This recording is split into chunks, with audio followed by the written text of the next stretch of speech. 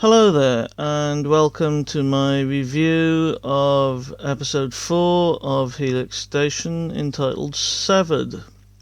We open this episode with monstrous noises, and it's Kane being killed by whatever Metzger has turned into at the end of the last episode.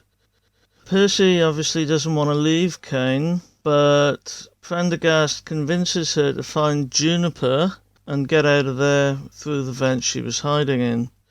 The vent collapses with the weight of all three of them, and Percy is knocked out and is in the middle of some kind of nightmare before being brought round near a broken elevator shaft. She injects herself again, and Prendergast is confused as to what has happened to Metzger, but Juniper tells him that the parasite turned him into one of the monsters. Prendergast doesn't really buy it, but that seems to be what's happened. They decide to move through a freezer up and onto the scientist's ship and to get off the station, but Percy and Juniper don't know if they can trust Prendergast at this point. Juniper's scared that because he's Black Iron, he still might want to kill her. They all talk about it and decide they're more or less okay with each other, and then they start hearing noises from outside the freezer. Prendergast admits that he saw something moving earlier when he was talking to Metzger, and Percy goes to see if she can see what's going on, and it turns out to be gummers. Near mythical people who have survived the radiation and mutated. They're called gummers because all their teeth have fallen out due to the radiation and low gravity.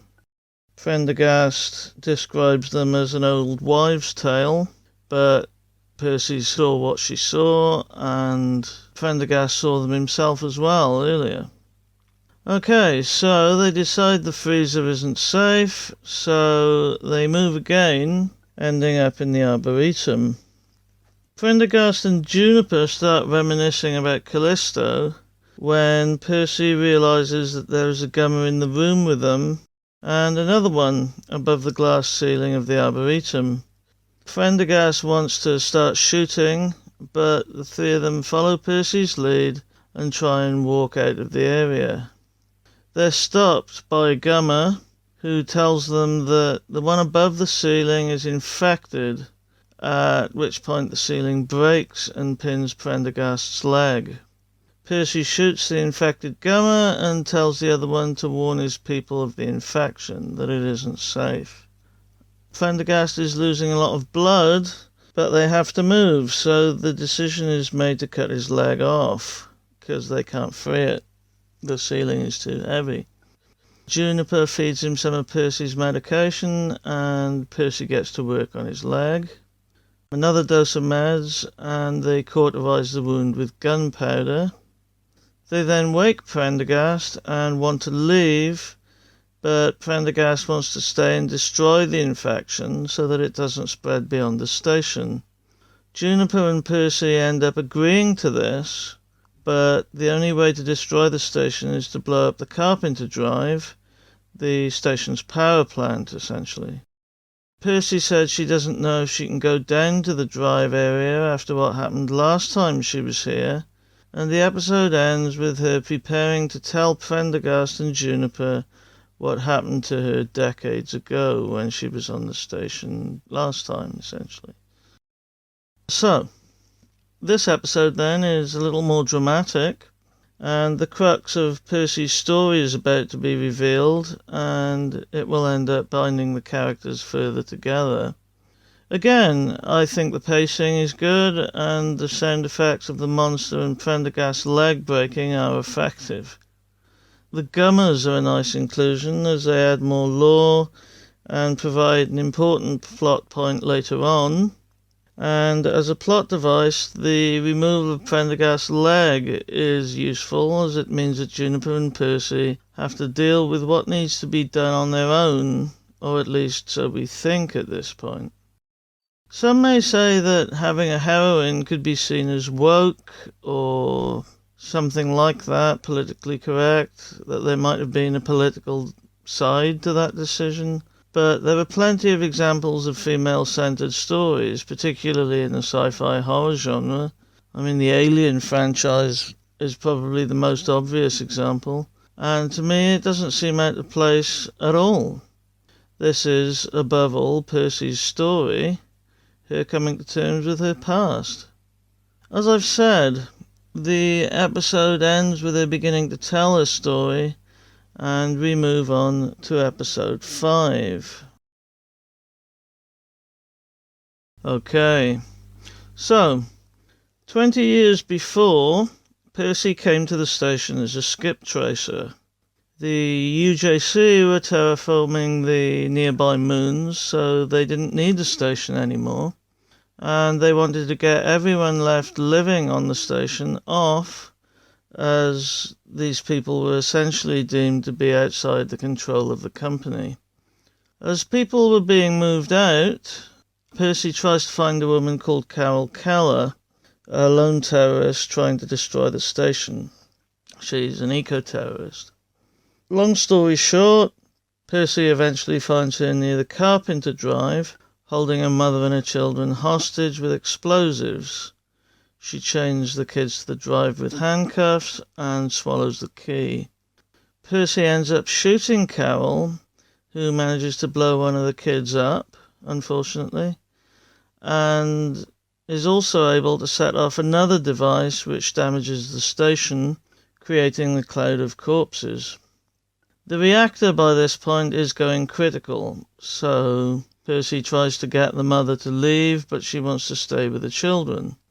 Percy works on disarming the explosives so that the entire station doesn't blow up, and tells the mother to cut Carol open, get the key she swallowed, unlock her children and get them to safety.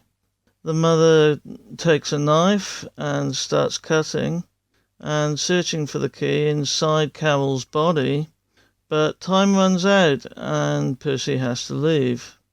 As soon as she gets to the other side of the door, however, with the explosives, the mother finds the key, but it's too late. The door can't be opened because the lock takes 2 people to disable it. Percy watches as the mother and her children are incinerated when the reactor goes critical, and the resulting trauma has stayed with her ever since, resulting in complex PTSD, complete with aural and visual hallucinations.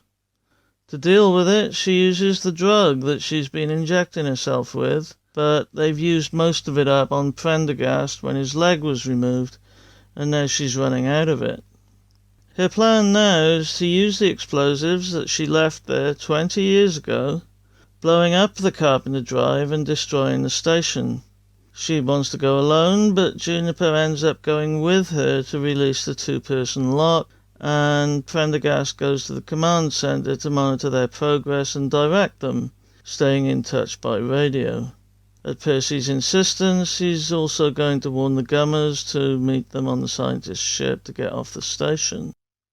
Percy and Juniper make their way to the Carpenter Drive, keeping an eye out for Metzger and the Gummers, but their connection to Prendergast is broken.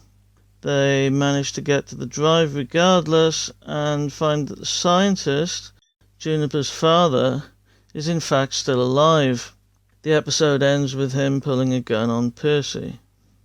Okay, so we learn a lot in this episode. Percy's incredibly traumatic experience 20 years before has nearly broken her, hence the drugs, but her telling of it binds the group even closer.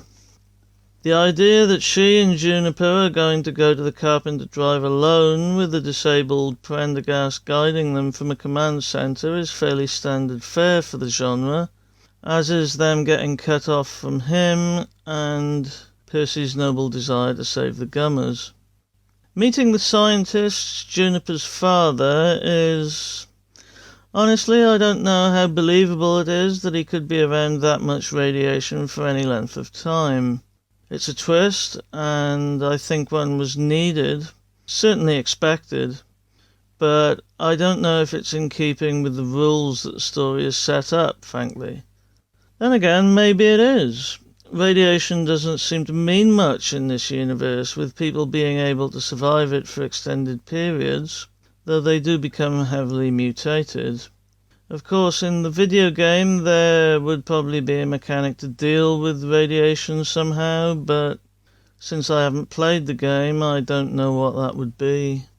Also, why would Juniper's father, the scientist, be down by the reactor?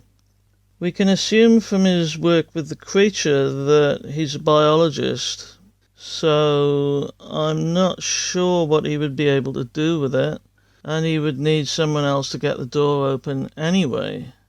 Maybe he's just scared and hiding, I don't know. It's not really explained why he's there.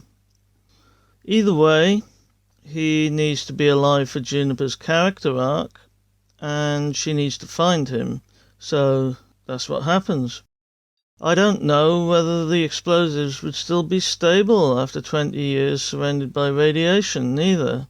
But the plot kind of depends on it, so of course they are. Given that he has managed to survive, the scientist's reaction to seeing Percy is fairly realistic. Why would he trust her? He's automatically going to think she's black iron. But there are questions. If he's alive, who is the dead man they found earlier? Whose side is he really on? And most importantly right now, is he going to use the gun on Percy? Please stay tuned and look out for the final video in the series, where I will be reviewing the last episode and offering my opinions on the audio drama as a whole, as well as answering these questions. Until then, however, please like, share, comment and subscribe. Thank you very much for watching, and bye for now.